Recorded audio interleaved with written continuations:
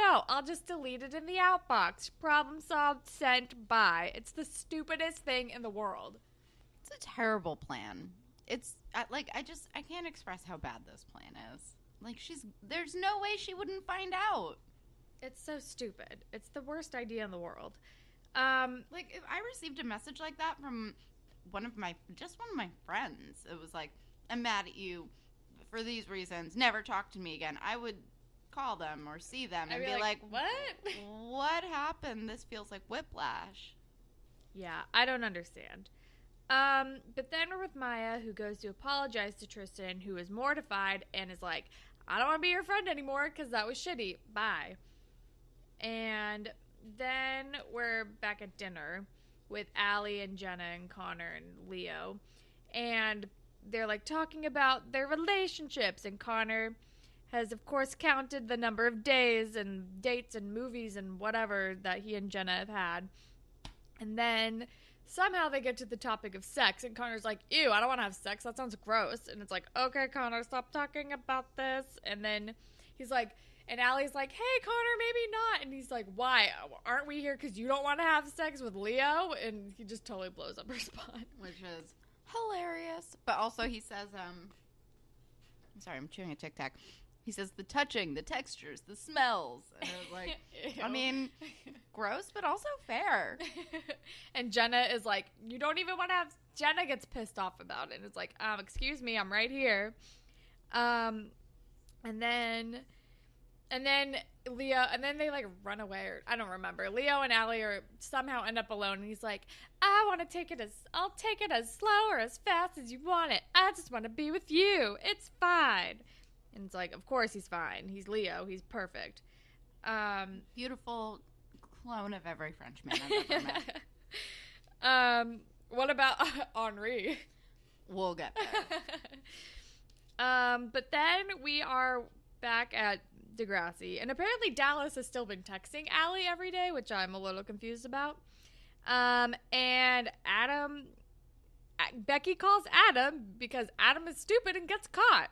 And she's pissed and offended that he would even do this and wouldn't trust her. And it's a whole thing. And he's like, but I love you. And she's like, there's no love without trust, Adam. And he's like, I think we should take a break. And like, they hang up and that's the end of the first episode.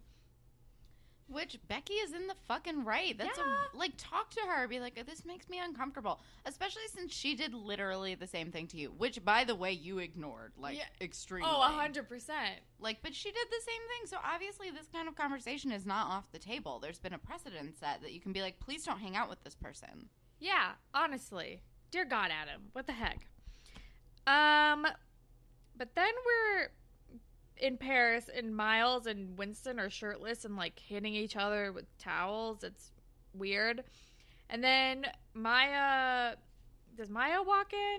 Oh yeah, Maya's like, Tristan's gone, I don't know where he went. And when she walks in, Winston like covers up his nipples, which I thought was funny. I read the same thing. I thought that was really funny. I love Winston, by the know, way. Me too.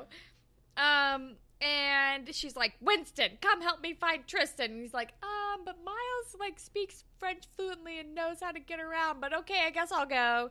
And then we're with the Degrassi summer camp crew, and they're going on a camping trip with their children. And Dallas has never been camping before and is afraid of bears, and Drew was messing with him. And it's like, all kinds of bears are out there. He includes pandas, which I appreciate. Yeah.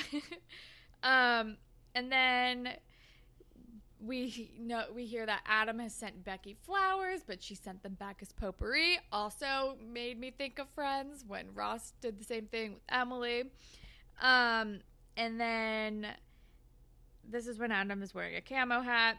And then Dallas is like, hey, the best way to get over someone is to get onto someone else. I don't think he actually says that, but that's basically what he says. And is like, you should hook up with Imogen. We're going on a camping trip together.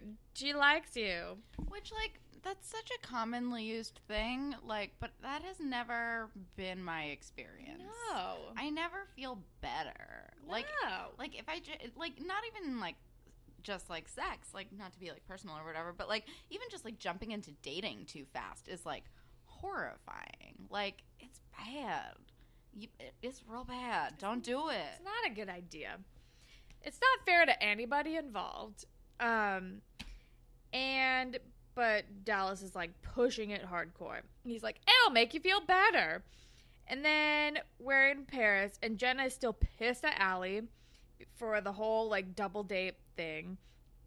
And Alli is like, okay, well, how about I cancel my date tonight and we can have a girls' night and we can talk about Connor. Oh, yeah, and apparently Jenna and Connor are, like, officially broken up, which I was like, what? Okay, guess we missed that. Yeah, they, like, breezed right past that, which I thought was a nice gesture from Alli that she turns terrible. Yep. Oh, she's the worst kind of friend. This is the least cool thing that you can do to your friend, especially your, like, newly single friend. Especially when, like, a girls' night is promised, and you're like, it's just gonna be us. Like, I don't want to think about boys. That's why we're having a girls' night. Yeah. Let's, like, hang out in our pajamas and watch a movie and eat junk food and, like, not be in pub. Like, it's, like, the complete opposite of a girls' night, and it's awful. Even if you're doing, like, a go-out girls' night, which is, like, a thing that we've done, like, you don't bring your boyfriend. No. That's a weird move. No. Also, that ruins it. That ruins it for It's you, so shitty. too. Like, the idea of, like, being like, yes, gonna go on a great girls' night.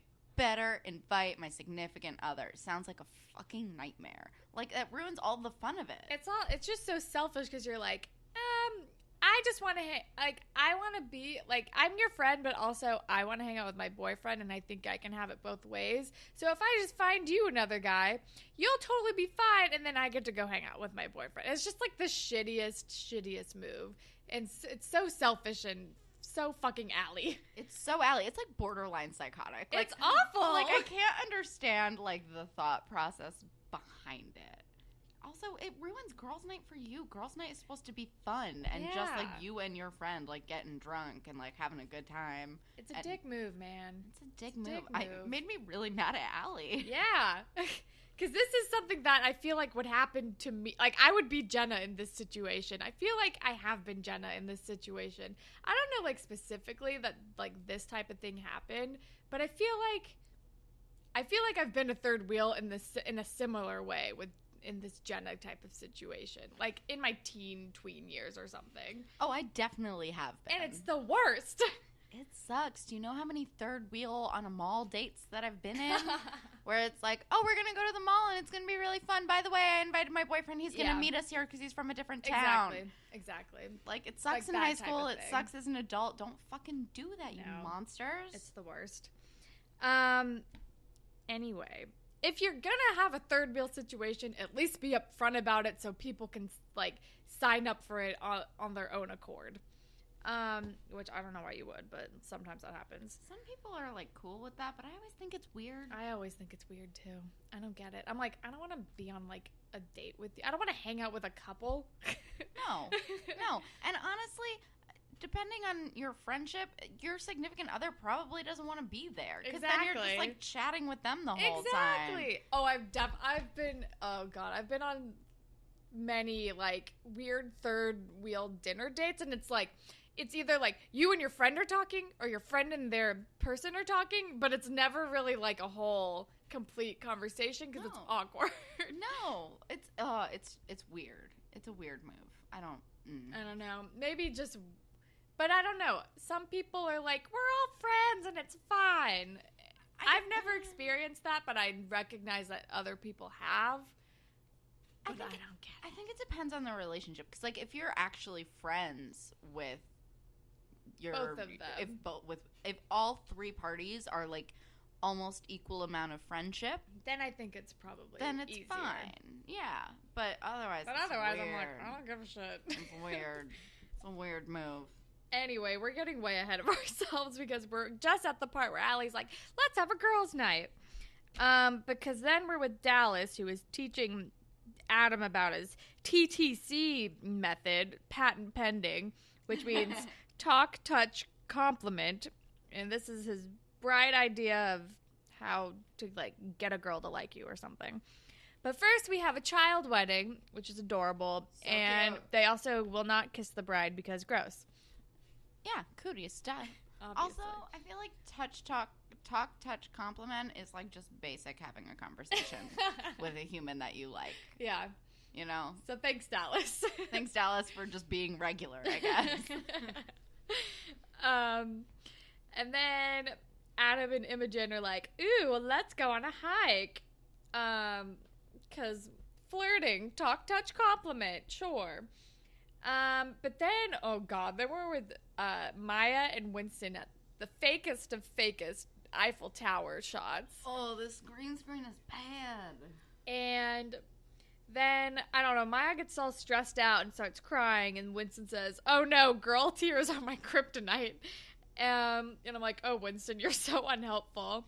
Can't get a read on his sexuality still. I know. Also, he does mention, like, maybe Tristan is, like, floating in the sand, and that's when Maya loses her shit. And I was like, my dude, like, you cannot do this. Don't say that.